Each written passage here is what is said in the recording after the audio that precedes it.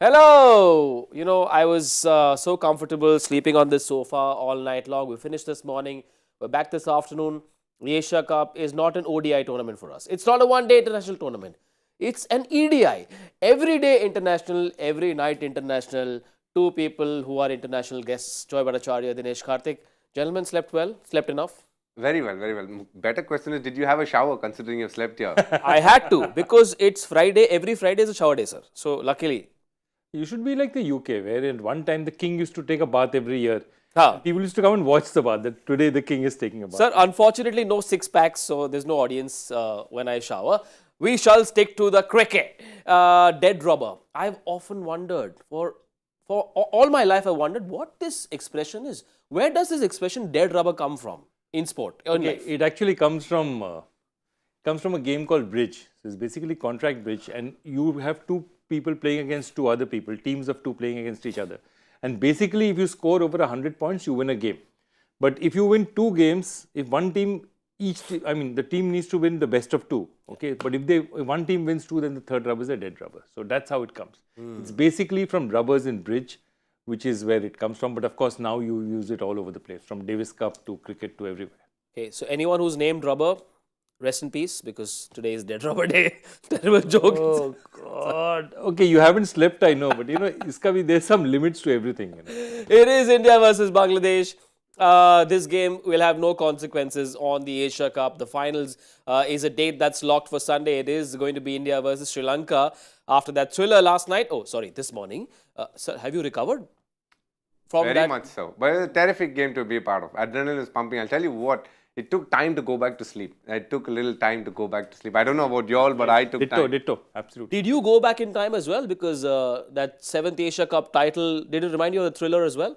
That final. I know. I went back in time for that. I think Shanawaz Dahani, poor guy, he's come in late last morning and then has to probably get on a flight very, very soon. Yeah, touch and go back home. Unfortunately, Pakistan, as someone joked on Twitter, are the first home team to have been knocked out and to have to take a flight back home. Such are the ways of the Asia Cup. However, we shall focus on this last Super 4 games, Super 4 game between India and Bangladesh. Well, Tilak Verma is going to make his debut. We saw shots of him getting his India cap from the captain Rohit Sharma. All of us saw it coming. It was going to come sooner or later. You have the feeling when you see a certain cricketer that this guy is going to do special things. For me, Tilak Verma looks like one who obviously will have a long career in international cricket. A, he's got the shots. B, he's got temperament. And most importantly, he's got a lot of hunger in him. And that's a very, very important aspect of succeeding in international sport. When did you first see him? You must have seen him. So the first time I saw him was against Hyderabad when we played. Young left-hander, must have been about 18, still very young, 18 years old, and he looked the part, had good shots. A little vulnerable to short ball, but he improved that aspect of his game so well. So he's a very, very good cricketer. Your impressions of Tilak? You've dealt with a lot of young people in your life and career. No, again, I mean, look, I have a very simple rule. Sometimes you look at even, who goes after him. So if you see the auction, the people who went after him, the bidding was, Mumbai, he started at 20 lakhs, he ended at 1.7 crores. Yeah. But the two teams who were after him were CSK and Mumbai. And normally they really do their homework. So, you're going after a person, they know that this guy is not 1 year, 2 years, this is a long-term prospect. Tilak Verma is potentially somebody who you keep on retention. That means he's one of the three that you hold on to. He's that quality of player. He's that young brigade that's coming forward, and he's really, really high potential. He looked slightly nervous when he was being given that ODI cap, and I was wondering what would be going through his mind. Years of struggle, the family would be very happy. Typical Indian middle-class boy now playing for the country. Yes, it is in a dead rubber, but he's representing the country in a multi-team tournament. I'm sure that moment is very relatable for you as well. DK, it has to be a very indescribable moment. It's a very special feeling. My first test cap was given by Kiran More. It's a moment that is always etched in my memory. I'm sure Tilak Verma will always remember it. You got to understand, Rohit Sharma, when he played for his first year in Mumbai Indians, Tilak Verma played first year for Mumbai Indians. Rohit Sharma said at the end of the season that he is the guy who's going to play all three formats very, very soon. Wow. And just as he's predicted, things have come through. He's a batter that Rohit Sharma trusts a lot as well. He's won them a few games. Just the impact innings he's played, every time he's walked out to bat for MI has been phenomenal. He's become a banker for them in the T20 version of the game where he played against West Indies. He showed us how good his skills are. We weren't talking about Tilak Verma 3 months ago.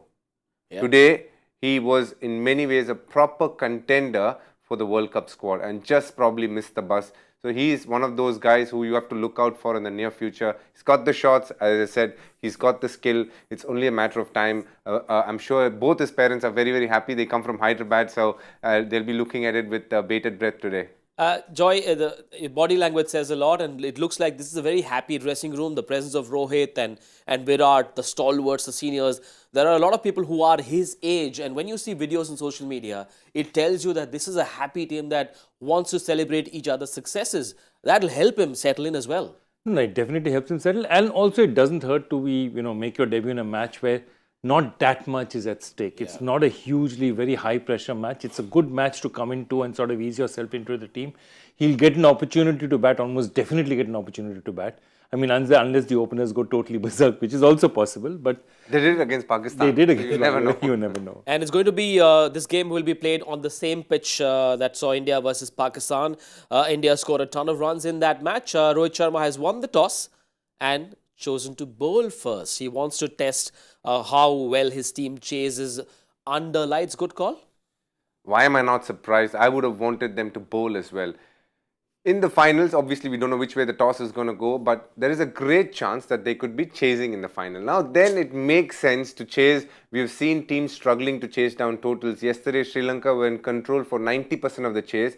Just at the end bit, they got a little vulnerable, lost a few wickets to pressure, and we saw how the game changed. Pakistan came into the game, and that is the beauty of ODI cricket. You could have played well for a majority of the time, but towards the end, if you make a few mistakes, there is a chance that the opponent will come in. And I'm very happy they've chosen to bowl first because that is a tough decision. If it was a final, I'm 100% sure Rohit would have batted first. But today, looking at the conditions, the fact that Bangladesh have two left-arm spinners as well, which has been an issue for India and trouble the middle order. These are questions that they can try and answer. And here is another opportunity for the whole Indian team to showcase their talent as a unit with the bowling and the batting as well. India's clarity of intent on display here with this confident call. Absolutely. I mean, the only time they've chased in this tournament is against Nepal, which they did successfully. Yeah. But the point is that it's very important for them to get the sense of Colombo under lights, which is what they're doing. And it's a dead match. It doesn't matter to anybody. So it's important for them to get there. I think he called it right. He'd said that they'd chase probably in the beginning. An India-Bangladesh game is unlikely to ever be a dead match. 5 changes for India as predicted. Dinesh Karthik got it spot on. He sort of understands how this young Indian team functions. 5 changes, all yours, DK. Tell us more. Shardul, Mohammad Shami and Prasidh coming in for Kuldeep, Bumrah and Siraj.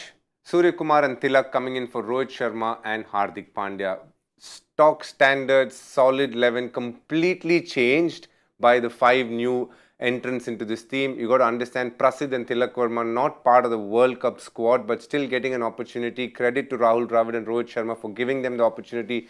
They could very well be on the sidelines waiting for their opportunity. So to try them out in this game makes so much sense, and also a well-earned rest for Virat Kohli and Hardik Pandya and Bumrah as well. They have looked the part so far in the tournament. They're not going to always have a dream run like how they've had in the Asia Cup, but it is so good to see the clarity of thought, which is very important going into a World Cup. You get the feeling that they are inching towards good things, and with every step that they take, I hope they get the confidence that they very much require. Despite the 5 changes, this by no means looks like a weakened lineup. This is the India team now. I mean, you're taking out somebody like a Siraj, you put in somebody like a Shami. What are we talking about here? These are all top quality, fine players. They're like excellent. So the difference is marginal, very, very marginal at the level the Indian team plays at. But I'm glad to see it, and all of them were called yesterday by DK, if you remember, each and every one of these, because he said that these are the players who need to be rested. They're the players who want rest. And I mean, the 2 we were almost sure about were definitely Hardik, Bumrah and Virat. These 3 would definitely rest. We were almost sure about. The interesting one is that they really have 5 bowlers, and their only 6th bowler is probably Tilak Verma. Yeah. So that's the interesting one, that if they go under the sword, if the really, Bangladesh break away, which they haven't done this season, then, they might be a bit short of bowling resources to say, who am I going to toss the ball to? And Also an opportunity to test Tilak Verma, the batting all-rounder. Who knows, the captain might want him to bowl 3 or 4 or 5 and see how he goes. I'm very, very confident that he'll get a bowl today. Wow. And I say that only because this is going to be an aspect of Indian cricket that needs to be improved. Batters trying to bowl a bit, and Tilak Verma has put his name first up to do it. He bowled a couple of overs in West Indies, looked very good, so that is good. And he looks a decent bowler, bowls a bit of off spin. Another option is Yashasvi Jaiswal. He can bowl a bit of leg spin. I hope he's focusing on those skills because that will make him an all-round package and the kind of player Team India are looking for. They're not looking for 5-10 over specialists, just 3 or 4 overs at times. And I get the feeling that Tilak Verma will be given the ball today. And he will most likely bowl in that second power play with 4 fielders outside. Dinesh Karthik has been talking about it since the start of the Asia Cup, how it is so challenging for part-time bowlers to succeed. We'll see if Tilak Verma comes to the party with the ball. There's some set of fans who might worry that this core Indian group, the first choice Indian 11, has not played enough together. Would the decision have been different if India's Asia Cup hadn't been so good? It could have been different if things had not gone as per plan. You also need to remember after this there is a final which they'll play their full strength squad, and then there are 3 games against Australia and 2 warm-up games. So they have 6 games before they hit Australia in the World Cup on October 8th. So they have a few matches before they get in, and most of these players are now tried and tested. Yes, probably Bumrah is slightly short on bowling reserve. He hasn't bowled so much, or for that matter, Shreyas Iyer hasn't got the opportunity to bat for a long time. Yeah. Other than that, there are no issues, and those 2 will be ticked as well in the next 6 matches. So going into the World Cup, you give the feel, at least Team India is giving the feeling that they know the 11 that they want to start with as of today. Things could change, maybe one change here and there depending on form, but for the moment they look a very sorted team, and that comes at the back of a couple of astounding wins against Pakistan and Sri Lanka. Mohammad Shami finds a place in the 11, no Jasprit Bumrah in this match. Now, there was a time when Shami was India's #1 bowler. In comes Jasprit Bumrah, and suddenly life is slightly different for Mohammad Shami. You know him well as a person as well. How do you think he would have taken this change in role or change in responsibility? The 2 things that you realize, you see he's a very calm person. Yeah. The 2 parts. One is he's immensely phlegmatic. He's absolutely calm. No matter what happens, he'll go back.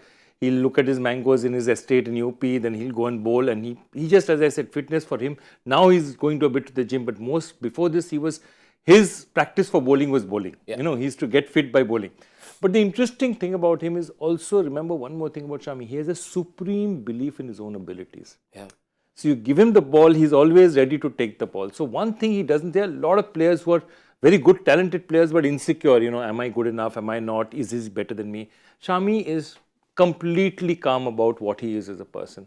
And I think that holds him in very, very good stead because he does not allow himself to come under pressure. Okay, I'm not dropped for so many matches. I'm dropped for... If you remember, at one time, we didn't regard him as a T20 bowler. Then he went and bowled for the Gujarat Titans and changed everything around. So he knows exactly what he can do. And I don't think it'll bother him at all. Also, don't be surprised if he forces his way into the first 11, which I'd be very happy to see him in the first 11 for the World Cup, but let's see. DK, in a 3-pacer scenario, clearly Bumrah will get the new ball and Shami will typically come first change. Are these 2 very different roles? Bowling, opening the bowling and coming in first change? How different are these 2 things? Very, very different. With the new ball, you set the tone. When you bowl first change, there is a certain difference. He's got fabulous numbers there. 59 wickets through the middle is very, very good. So he's a wicket-taking bowler. Why when you bowl one change, things change is the speed of the game decides how you want to bowl. If they are going hammer and tongs, then you have to bowl the defensive way. If they've lost a couple of wickets, then you got to look for another wicket by bowling those balls where you can try and bowl slightly fuller, go for the odd short ball. Whereas if they're already gotten off to a really good start, the opponent, then you have to tone yourself down and say, okay, my role right now is to make sure I don't give away easy boundaries. So that decides it. Whereas with the new ball, you set the tone. You can decide what you want to do and think what is the best way for me to pick wickets. So there is a difference when you bowl one change and with the new ball. And the fact that India can make this change comfortably is perhaps Rohit knowing fully well that Shami will sort of notch it up and today bowl with the new ball and be very secure about it. Yeah. And he's perfectly able. I mean, his use of the seam is perhaps the finest in world cricket. I mean, the way he uses it, what he does. It's just that today Bumrah is a fantastic bowler and Siraj just has, forget technique and all that, Siraj just has mountains of wickets. Siraj has just been one of those bowlers who's got wickets up front. So I think that's what you have to look at. But I think it's very interesting the point he makes. Even while batting, the same thing comes around. When you look at batsmen, you look at proactive batsmen and reactive batsmen. Anyone who's batting at 4 is a reactive batsman because he will depend on is he walking out at 0 for 2 or 150 for 2. Okay, whereas a guy who's opening he's deciding that guy is going to bat like. So that's why openers are always a very special commodity. I've said this before on the show as well. Shami is torture in the nets. You don't want to play. Man, the number of hits I've got on my thighs. He could actually be a very scary bowler in the nets. And he will be coming hard at the Bangladeshis who have gone in with 5 changes for this match. There's a debutant as well in Tanzim Hassan Saqib. He's right arm, 20-year-old right arm fast medium bowler. Mustafizur Rahman comes back in. There are 2 Mehdi Hassans back in the lineup. Tanzim Hassan, who was out for a duck on debut, is back as well, and so is Anamul Haq-Joy. First, Tanzim Hassan, I feel he deserved another chance simply because, you play one match, you can go against somebody of the quality of Shaheen Shah Afridi. Interesting is that they've rested Tuskin and Shariful. So clearly they want to save those 2 bowlers up. They don't want any injuries to happen to them. They're trying out because remember, Hassan Mahmood is still playing. So it's the other 2 that they've kept aside saying that, these are our 2 bowlers and they're trying out. Fiz has obviously been a bit undercooked. He hasn't looked the part. He hasn't looked the bowler that we've seen. So they've given him an opportunity. They've given another Tanzim an opportunity as well. And I think they're just testing people out. I think this is clearly, though they want to win, they don't want to take the risk of their top bowlers getting injuries either. Wise thing to do, isn't it? It is wise, yes. Also, Bangladesh have a few questions to answer. They have still not, we're constantly talking about India and not sure at times a week ago. But today, Bangladesh is in a place where they're not sure what their starting 11 is. You got to remember, Tamim is going to be back. Shanto is going to be back. So where does that leave the rest of the bowlers? So Mushfiqur isn't playing today. So there are a few questions for them. It's not going to be easy. Ibadat has been somebody who's done really well. So he's going to be missed throughout the Asia Cup. Is he going to be fit for the World Cup? I would be very, very surprised. I feel at this point of time, Bangladesh has a more assured fast bowling attack than Sri Lanka. They have Taskin Ahmed and Shoriful who look like solid bowlers who have given them results. Their biggest question is whether they want to play Hassan Mahmood or Mustafizur. Because if you go by form, Hassan Mahmood has actually done well. If you go with experience, Mustafiz is your answer. So here is a big question for them. Which way are they going to go? Because for them, the spinners as well is sorted. They have Mehdi, the off spinner, and they have Shakibul Hassan. So there are 2. Now, are they going to go in with Nazmul Hassan or Mahedi Hassan, the off spinner? That is the question for them. So they have a few questions to answer in the spin department, in the 3rd spinner and the 3rd fast bowler. But I still say that Bangladesh has a more sorted new ball attack than Sri Lanka for the moment. I want to do one thing. I want to put up the team that Bangladesh has now and say in the World Cup, who do you think will bat where? So just put it up for a second because I think a lot of answers come there. So Litton stays where he does? Litton. Okay. Tamim should open with him. So Tamim opens with him. Then Shanto at 3. Shanto at 3. See, again, Shanto comes at 3. Then Shakib at 4 for you. Tawhid, I'm not sure because I think Mushfiqur will be at 5. At number 6, are they going to go Shamim Hussain or Afif Hussain? That's the big question. Or are they going to go with Tawhid Hidroy? Now that is the only question they have to answer because they have Mehdi Hassan Miraz who bats at 7. Now, the bigger question for them is, are they happy with Mehdi opening? If that is the case, then where is Litton batting? Does he come in at 3? Then he'll push everybody 1 down. So Shanto will go 4, Shakib will be 5 and Mushfiqur at 6. Those are the kind of questions that they'll be answering in the lead up to the World Cup. Also, Shanto at 3, like Shanto is their sort of anchor bat. So, do you bat Shanto at 3 or do you bat somebody? Who else do you bat at 3? I mean, I think it will be between Litton and Shanto if they decide to open with Mehdi. If they decide to keep Mehdi at number 7, then it will be Litton and Tamim followed by Shanto. One is never sure with Tamim Iqbal, isn't he? Because he's had injury issues. He went back. He decided to not captain and he's back. So there is a certain uncertainty in Bangladesh cricket around Tamim Iqbal as well. So I suppose they're looking at a plan B and a plan C. Now, one can safely say that in the absence of key players, Sri Lanka have done better than Bangladesh have. And when key players are absent, you expect your captain, your talisman, to stand up and deliver the goods. Unfortunately for Bangladesh, Joy, Shakib Al Hasan has not delivered as much as they would have expected him to. Yeah, and that's really surprises me, because if you see Shakib's play is actually suited for the subcontinent. Yep. He should do better out here. Yet he had an absolutely superb World Cup in 2019. Yep. And he just hasn't looked the part out here. I mean, his batting has been, average. In the 53 he got, he was in a situation where he was playing a rescue act. There was a collapse around him. He just came in and sort of held it up for a while. Against Bangladesh, Afghanistan, against a short knock, so difficult to say. The circumstances dictated the way he batted. Yeah. Look, Shakib, the batsman, has not really shown himself for the last 3-4 years. He's not been that dominant batsman up front. It is a problem area. In 2019, in the World Cup, in the 8 matches that he played, he got 606 runs with 200s and 550s. Now, that's a staggering stat to have. Averages above 80 in that tournament. From there on in, he's batted at 3, 4, 5 and 6. 6 just the once, but 3, 4 and 5.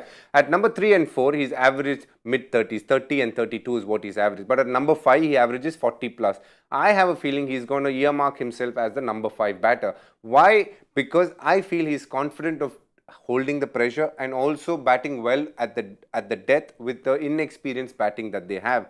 And he's done well. If you do look at the numbers that they put up, 32 of 18, 54 of 59, tells you that he has gone in and played cameos. The 54 coming much earlier because they lost a few wickets. But he's been happy playing those cameos and leaving the bulk of the job in terms of the top order batting to be done. What is a little surprising is, even today, he is the number 1 ODI ranked all-rounder. So it can't be too bad. When we talk about pure numbers, it can mislead us a bit. But he has been doing well. Post the 2019 World Cup, with the ball in the 33 matches that he's played, he's got 47 wickets, which again is good. But you've got to also understand that a majority of them have come down in Bangladesh.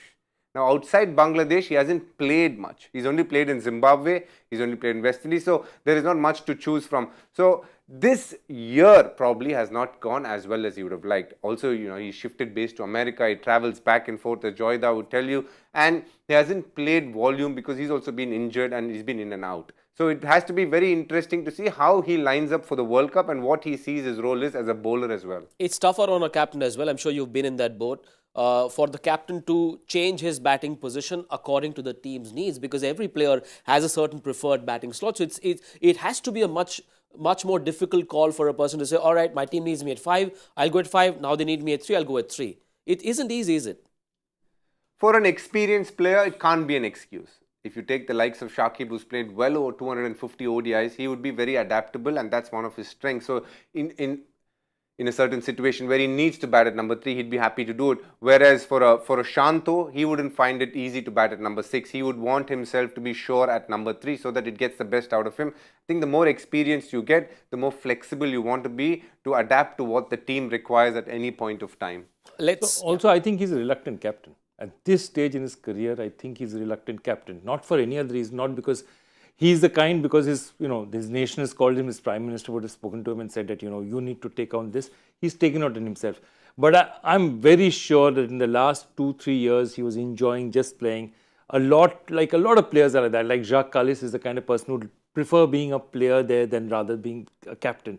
And I think Shakib was there mentally. He's put his hand up because the team has asked him to put his hand up. His nation has asked him to put his hand up. So he's doing it, and he's obviously a sharp captain. He's a smart captain. But he at this stage in his career, I'm pretty sure does not want to be captain. It's been very interesting actually, Bangladesh in that sense. Before the 2022 T20 World Cup, for a long time, Ahmadullah was the captain. Yeah. They sacked him and they brought Shakib in at the last minute, and he did a very good job actually. For the first time, they had qualified and also won a few games in the Super 8 stage. So he had actually done well in the Super 6 stage rather. So it is a very troubled position being captain of Bangladesh. It's not been easy. Tamim again has been earmarked as a captain for the longest time till he decided there were things that he was not happy with, chose not to become captain. Then he announced retirement, but then they persuaded him to come back. So things have not been great back end. In spite of that, Bangladesh have put up good performances, not so much this Asia Cup, but they will be hoping, as I said, if they're not in the running for the semi-final in the World Cup, I don't expect them to qualify, but if they're not in the running after 5-6 games of them playing, I think they would be a touch disappointed considering the World Cup is happening in India. For lesser mortals like us, it's impossible to imagine why a person would not want to captain their country. Well, their Prime Minister had to intervene. We shall focus now on Shardul Thakur. Fascinating story. I was quite shocked to find out when our producer told me that he has been India's #1 wicket taker since the 2019 ODI World Cup. Shardul Thakur. Does that surprise you, DK? Not at all. I followed him closely. He has this uncanny knack of picking wickets. Nobody figures out how he does it, but he's got this brilliant ability to pick wickets.